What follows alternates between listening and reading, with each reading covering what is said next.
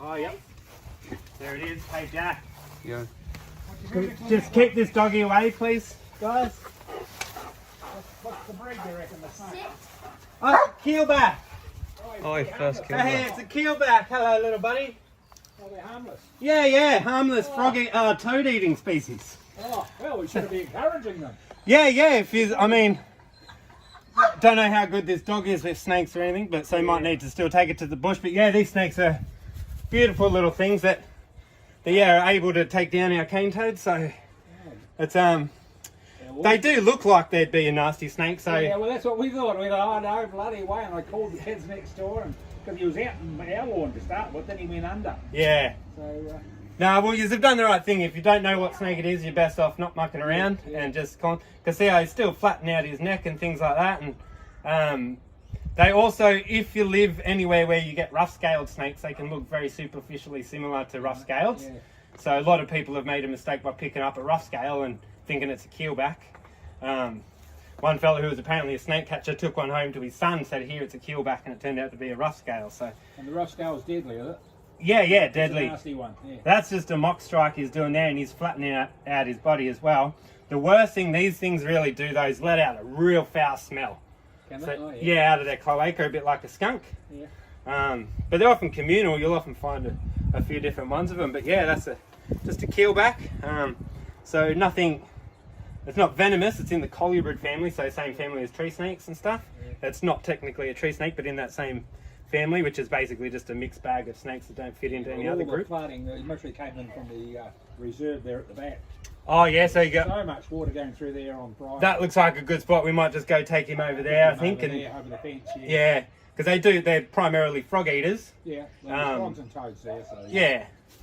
Plenty of those. So as long as he's harmless and not going to do anything to the dogs, we've got dogs and they've got dogs. So. Yeah, exactly. And we wouldn't want the dog to do anything to the snake either, and that because dogs have a tendency to protect their territory, and we've got a few different dogs. Some are likely to just be friends with snakes. Others might take it upon himself to try and save the family. So, but yeah, that's absolutely beautiful snake. So if you guys want to have a look, and if you see how it's standing up and flattening out, so that's about all they got. He's trying to act tough. I've picked him up, so he's flattening his body out, trying to make himself look a bit bigger than what he is. But if it bites me right now, there's no venom at all. So it doesn't even have fangs. So it's got teeth, but no fangs. No fangs. So yeah, so you can't really get a decent grip on his prey.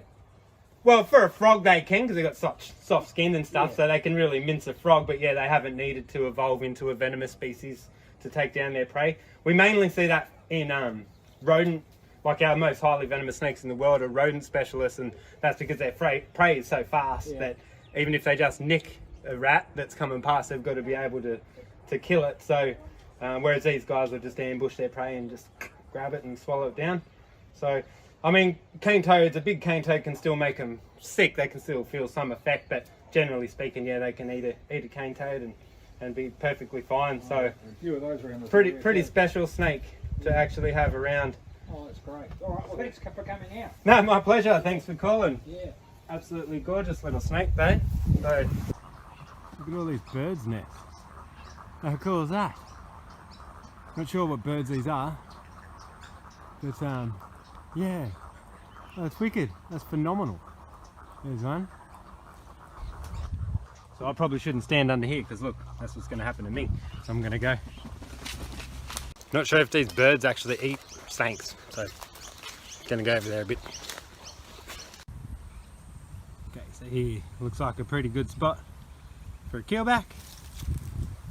They're semi-aquatic snakes, so they'll like this down here. Gives them lots of frogs to eat everything that they want. Then we just put him down here. There he is. Hey mate, time for you to go home, little dude. Here it is, keelback. Woohoo! It's really cool. See a keelback. Awesome little snakes. He's just going to go and hide under the bag, is he?